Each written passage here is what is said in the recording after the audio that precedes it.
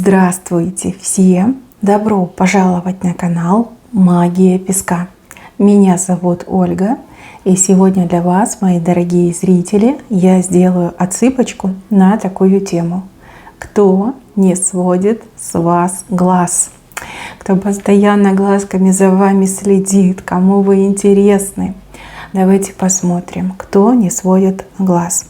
Если тема интересна, пожалуйста, присоединяйтесь и узнайте, получите все ответы.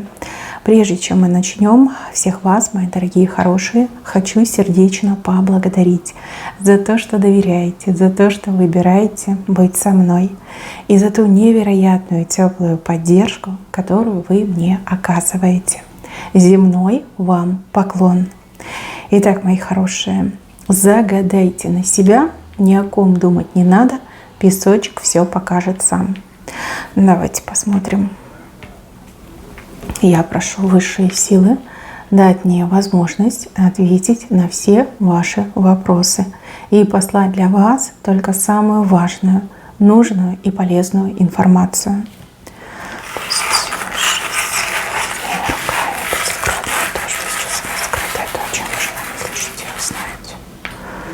Ох, ничего себе! Да вы звезда! По-другому не могу сказать. Тут так много вот вокруг вас внимания, так много людей не сводят с вас глаз. Ух ты, что творится. Прям, знаете, интересно стало на вас посмотреть, что вы за красавица такая. Мужики просто, вот смотрите, наповал. Еще мужчину показали, скорпионом показали. Может быть, мужчина по знаку зодиака скорпион, да, родился под этим знаком.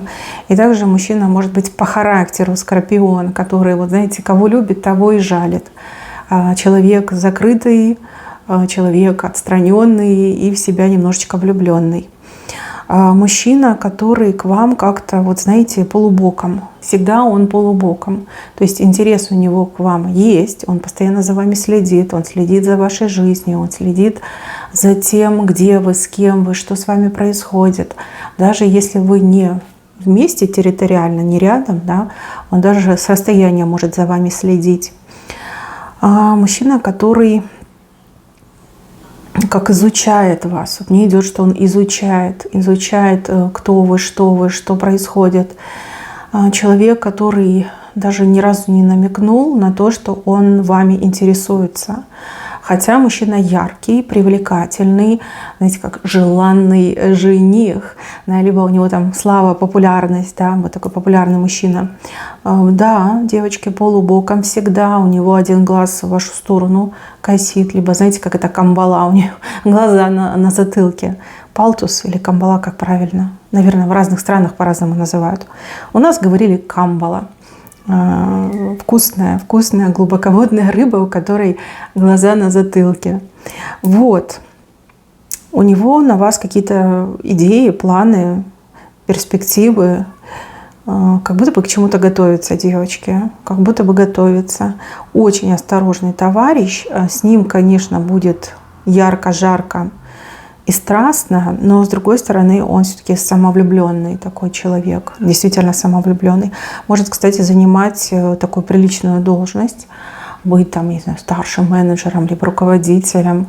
Но, тем не менее, имейте в виду, человек себя больше всего любит, но на вас планы строит и действительно за вами следит, вами очень плотно интересуется. Под ногами у вас волк, одинокий волк. Волком действительно могут показать человека-одиночку. Человек, который, ну вот знаете, как будто бы лес его дом, да? Трудно с людьми уживаться в силу там характера, в силу привычек. Может быть, человек действительно отшельник, ведет себя как отшельник, живет как отшельник. Человек, который вот сознательно от общества людей закрывается. Не знаю, как правильно объяснить. Он у вас под ногами, он вас охраняет, поэтому с вас глаз не сводит. Здесь я могу сказать, что это кто-то, скорее всего, родной, может быть, кто-то из родственников. И также может быть человек, который в прошлом с вами был, да, либо вот прошлое у вас общее. Но в силу, опять же, характера, да, человек понял со временем, что мне лучше одному. Да. Вот я не создан для семьи, я не создан для отношений. Может, у него работа такая, да, вот он куда-то уезжает один, всегда один, там дороги всегда один. Либо, может быть, кто айтишник, может быть, какой-то, да, который вот в свой компьютер уперся и больше его ничего не интересует. Этот волк, он вас именно конкретно охраняет. То есть человек не сводит с вас глаз, изучает, собирает информацию. Но вот именно, чтобы с вами плохого не случилось, чтобы помочь, защитить, либо что-то для вас сделать. Вот как-то так мне идет. Потому что в ногах, и он действительно вот на большую собачку похож. Хотя это не собачка, это именно волк. Может, у него татуировка с волком есть, кстати, тоже могут так показать человека. Человек неконтактный, малообщительный, закрытый. Опять же, у кого-то, и, как я говорила, по работе может быть связано, да, вот такой образ жизни одинокого волка, потому что работа такая, что он у вас там спецагент, да, либо это шпион. Ну, что есть, то я вам и сказала. Может быть, отец, который не общается, либо редко появляется в вашей жизни, но при этом он готов в любой момент прийти и всех порвать ради вас. Как-то мне идет, что вы не сильно близки. Общения между вами практически нет, либо там очень редкое общение, но тем не менее он на страже вас, на страже вашей жизни, вашего будущего. Ну вот волк именно идет. Так, еще одного товарища показывают. Но здесь мужчина такой, знаете, младше вас по возрасту 100%. Причем разница может быть очень значительной. Да? То есть там это не 5 лет, это где-то 10, 15, там, не знаю, 20, 25 может быть. Вы для этого мужчины вот как самая яркая звезда на его небе. Возможно, вы преподаватель, а это ваш ученик, да? Либо когда-то был вашим учеником. Может быть, в семье такое, да, особенно если этот парень, он не ваш родственник, но, например, родственник со стороны вашего мужа. То есть вы для этого мужчины идете как первая любовь. Прям первая, самая яркая и самая несчастная. То есть в силу обстоятельств, например, возраста, там, семья против, опять же, вы против, да, зачем вам парень, который на 20 лет вас младше. Хотя, в принципе, и такое бывает, почему и нет. Ну вот как-то вы ему то ли запретили, то ли как общественность запрещает. В общем, наблюдает за вами и наблюдает постоянно. Тут и лично может прибегать, подбегать, там, со стороны из кустов выглядывать. И также может в соцсетях ваших постить, причем постоянно, регулярно прям выуживать и фотографии ваши себе скачивать, сохранять, и по постам пытаться там понять, что с вами происходит, где вы, чем занимаетесь. Ну, прям молоденький мне идет. Молодой да ранний, да. Я не вижу, чтобы с этим парнем что-то вас соединяло. И, скорее всего, вы действительно относитесь к нему как к ребенку, либо такая вот форма общения. Да, если общение происходит, то вы всегда видите в нем ребенка. И общаетесь, соответственно, как с ребенком. Конечно, ему это болит, конечно, его это обижает. Но он в душе холит надежду, что когда-нибудь он возмужает, да, может, действительно это парень молодой, там, лет 14, там, 17, да, что когда-нибудь он возмужает, превратится в такого брутального мужика, и вы тогда охнете и ахнете, и просто упадете ему в объятия. Вообще он мечтает о каких-то поступках, он мечтает о каком-то героизме, джентльменстве, какие-то такие мысли. Но опять же, ребенок, да, мне идет, что это какой-то наивный ребенок, который впервые в жизни влюбился, опять же, эти гормоны. И эта любовь, она, конечно, не увенчается успехом. Я этого не вижу, тем более с левой стороны вышла. Но с другой стороны, вы задрали планочку, вот к чему надо стремиться, какая должна быть девушка у него, какая жена должна быть. То есть вы женщина, на которую действительно нужно равняться, брать с вас пример. Вот, скорее всего, когда-нибудь через много-много лет он женится, и девушка будет вашей копией, да, похожей на вас. Внешне, либо по характеру, это уже не важно. Ну, вот такой у вас есть юный поклонник. Еще показывают очень злючую женщину. Женщина, то ли она очень худая, ну вот такая, знаете, анорексичного сложения, телосложения, то ли эта женщина больная, то есть у нее со здоровьем проблемы, она все время болеет, из болячек не вылазит. Эта женщина не сводит с вас глаз, но по причине вот зависти. Восхищается и завидует очень сильно. Вы для нее, конечно, и герой, и антигерой. Да? Герой, потому что она хотела бы быть вами, либо добиться таких же успехов, как вы. А антигерой, потому что она себе возомнила, что вы типа мешаете, стоите у нее на пути. Это, конечно, странная позиция, и я бы посоветовала, наверное, голову лечить, да, проверить и лечить. Тут однозначно с этим проблемы есть. Очень много она у вас перенимает, ну, буквально на ваше зеркало. Но зеркало такое, знаете, искажающее.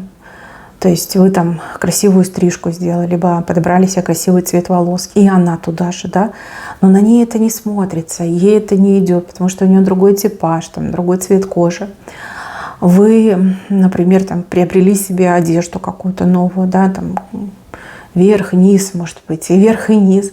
Она такая: о, точно, надо бежать покупать. Вот она покупает, а ей это не идет, либо на ней это выглядит нелепо. Понимаете, вот какая-то она странная, нездоровая, как вашу жизнь хочет прожить, да, ничего не делая, не стараясь, хочет ваше место занять, да, либо быть как вы. Ну, я так понимаю, что из этого ничего хорошего не выйдет.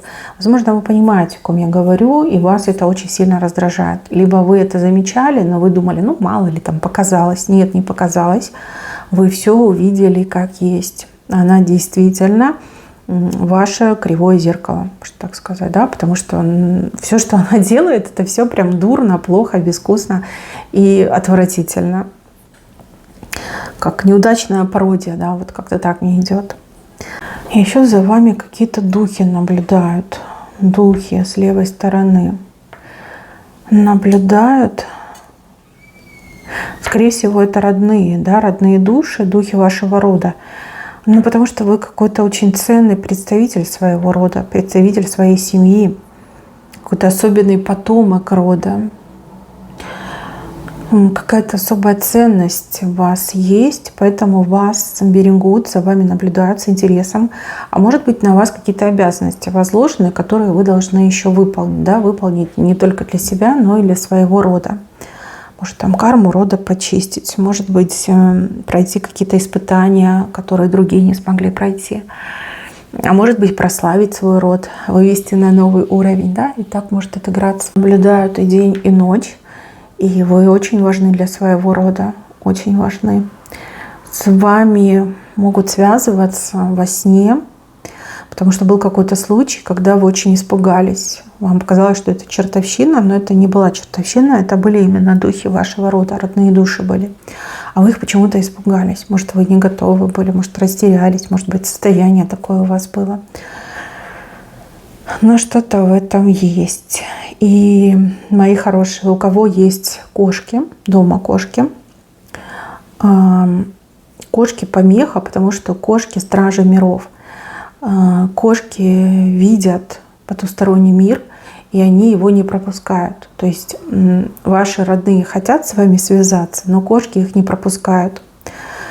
С одной стороны, да, кошка — это классно, она защищает, а с другой стороны, родные не могут с вами связываться. То есть, может быть, в ночное время, когда вы спите, да, лучше кошечку с собой в кровать не брать, либо в комнату с собой не брать. И тогда родным душам проще будет передавать вам информацию. Потому что еще про кошек показали. Вот именно духи вашего рода показали именно кошку. Кошка, которая, видите, сидит между вами и ими. То есть они не могут пройти. Да, скорее всего, у вас кошка есть. И они просто через эту отсыпку к вам обращаются и говорят о том, что связь не работает из-за этой кошки. Да? Может быть, что-то важное хотят вам сообщить. Причем не на общей отсыпке, да, не на моей отсыпке, а именно лично вам. Либо во сне, либо наяву, но уж там вы сами разберетесь. Кому эта информация нужна, я думаю, он ее найдет, услышит. Еще с вас глаз не спускает человек в возрасте. Человек, который, ну это скорее всего родственник, кто-то из ваших родственников. переживаний, очень много переживаний по поводу вас, переживания по поводу вашего будущего. Может быть, вы очень скрытно себя ведете, да, там родителям не рассказываете, что вы, как у вас там дела. И они действительно переживают, пытаются вот прям наблюдать за вами, либо собирать о вас информацию. Ну, тут любовь, да, любовь и не на такое толкнет. Здесь именно от недостатка знаний и из-за повышенной тревожности. Вот совет, наверное, больше общаться со своими родителями, с мамой либо с папой, и побольше быть на связи, да. Может быть, не надо там каждый день созваниваться, но хотя бы там какие-то смс-очки отправлять, ну, либо хотя бы там день через день общаться, просто там привет, пока, как дела, да, вот какие-то такие вещи обсуждать и говорить, что делаете, как делаете, с кем делаете. Вот вашим родителям будет поспокойнее. Я вижу, что очень переживают за вас, переживают за ваше будущее, переживают, потому что обстановка небезопасная. И вот как бы родители, да, желание вас защитить, оно никуда не девается. Хотя, может быть, кто-то болеет из ваших родителей, но, тем не менее, все время там порываются вам помогать, защищать, оберегать. Такое очень милое и теплое. И еще один момент с правой стороны, но тут больше для тех, кто в паре, кто в браке. То есть у вас есть парень, либо у вас есть муж. Мужчина не сводит с вас глаз. Во-первых, потому что он вас любит, очень сильно влюблен в вас, да, любит. А во-вторых, мужчина ужасный собственник. Он очень сильно боится вас потерять. Вас-то он уверен, что вы верная, да, честная, но он не уверен в тех мужчинах, которые вас окружают. Вот, поэтому он глаз с вас не спускает, и когда его нет рядом, за вами наблюдают какие-то другие мужские глаза. Скорее всего, он кого-то просит, когда он, например, уезжает в командировку, либо где-то там по делам задерживается, он кого-то просит, чтобы за вами следили, чтобы за вами наблюдали, чтобы вот чего не приключилось, да, нехорошего. С одной стороны, это очень мило, да, мило, что любит, мило, что влюблен, мило, что ревнует, но это как бы даже не ревность, это как чувство собственника, что ли, да.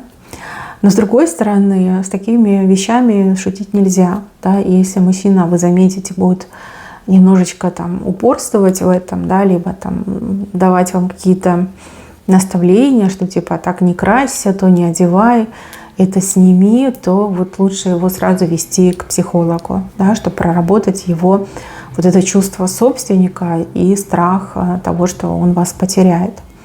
Тут именно такое, да, чувство собственника и страх, что вот потеряю, да, потеряю, не найду.